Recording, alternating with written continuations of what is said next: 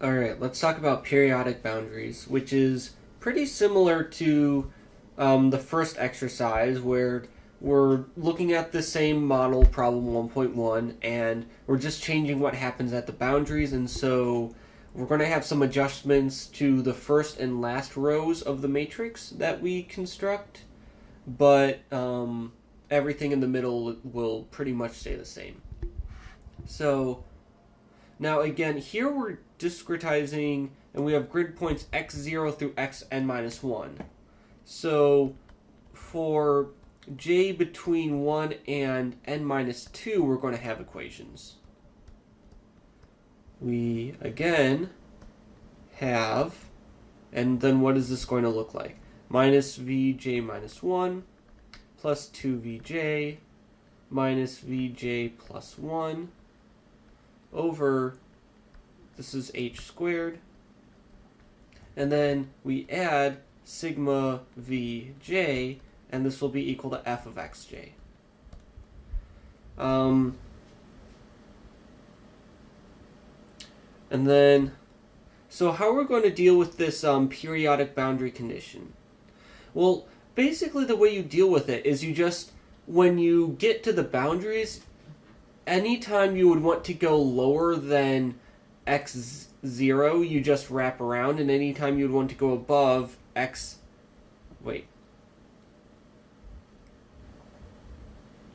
Right. So what we're basically going to do,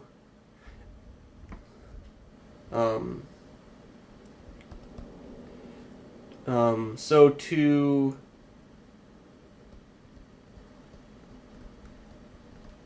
ensure periodic boundary conditions, we will set x0 to be xn. So again, our space is still divided into we have n plus 1 spatial points going from x0 to xn, but we automatically set xn to be x0, which means that when we're actually solving when we're actually trying to solve this system of equations, the only variables are x0 through xn minus 1. Because those are the only ones we need to solve for. Xn is already taken care of because xn is just set to be equal to x0. And so what we do from here is that basically if we want to go to the left of x1, we always have the option of writing things in terms of just adding n to it, and if we want to go above xn minus 1, we can always rewrite things by subtracting n. And so let's see what that would look like. So for j equals 1, our equation reads, so f of x1, no, we want to do x0.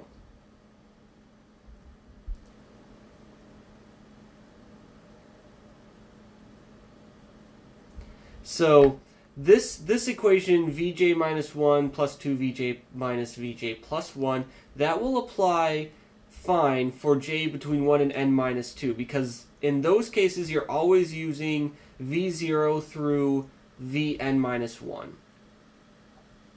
And those are the variables, and so that's fine to use, and you're not going to have any issues of wrapping around. If you want to try to figure out this equation for j equals 0, then you would have to have this first thing, this minus vj minus 1 would be minus v minus 1. And we don't have a v minus 1, and so we have to wrap around. And so what we would do is, instead of writing minus vn minus 1, well, v0 is the same as vn. So if you go one to the left, v minus 1 would be vn minus 1. So this is minus vn minus 1 plus, and then everything else is fine, plus 2v0 minus v1 over h squared plus sigma v0. And for j equals n minus 1, we have f of x n minus 1 will be minus v n minus 2 plus 2v n minus 1. And then we want to subtract vn, but remember, vn is not one of the variables we're solving for anymore. So we have to replace it with v0, because we're going to set v0, we're going to set vn to be v0. So minus v0 over h squared plus sigma vn minus 1.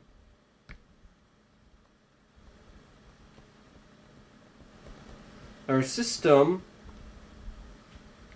of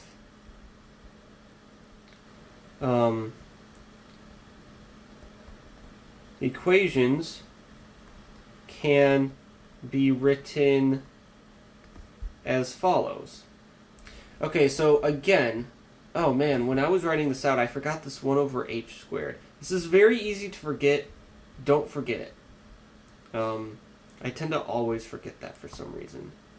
But yeah, you've got that 1 over h squared out front. And I've also coded these problems before, forgetting the 1 over h squared. And then my code doesn't work, and I'm like, why is my code not working? And then I sort of like just bang my head against a wall for a while trying to figure out what the issue is. And then I look back and I find out, oh, I'm missing a 1 over h squared.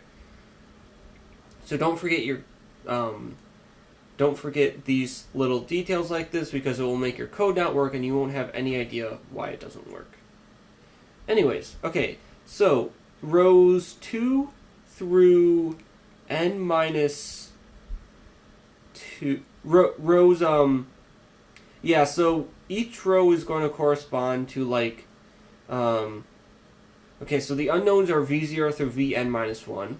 So the rows will correspond to each of those variables.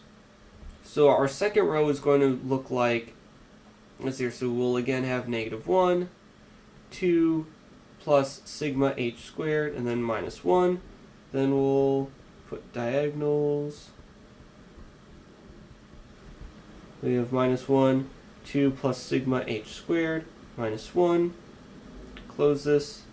Then we have v0, v1, vn minus 2, vn minus 1, because again, we're not solving for vn. We will automatically set vn to be v0.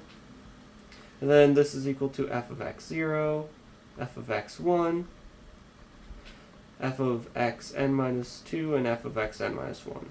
By the way, you don't need to like, it's not important to include like 4 separate terms in these matrices on the right here. I just want to make sure that it's clear what will happen when you multiply this matrix by this vector.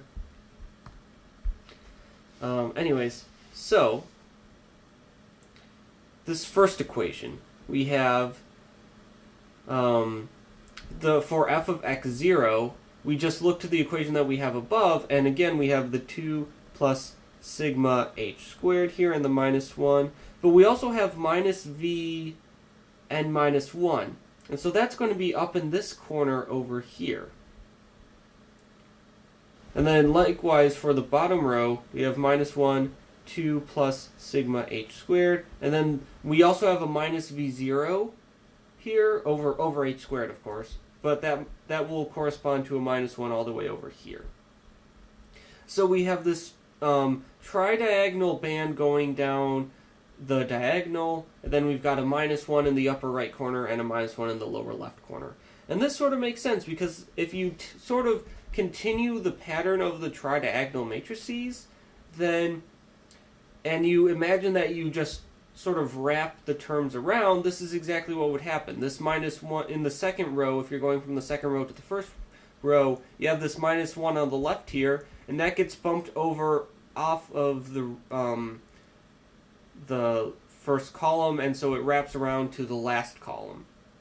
And if you take this first row and you sort of shift everything to the left again, it will look exactly like the bottom row. And so this all makes sense. And so yeah, this is what the system of equations looks like. And we have here. So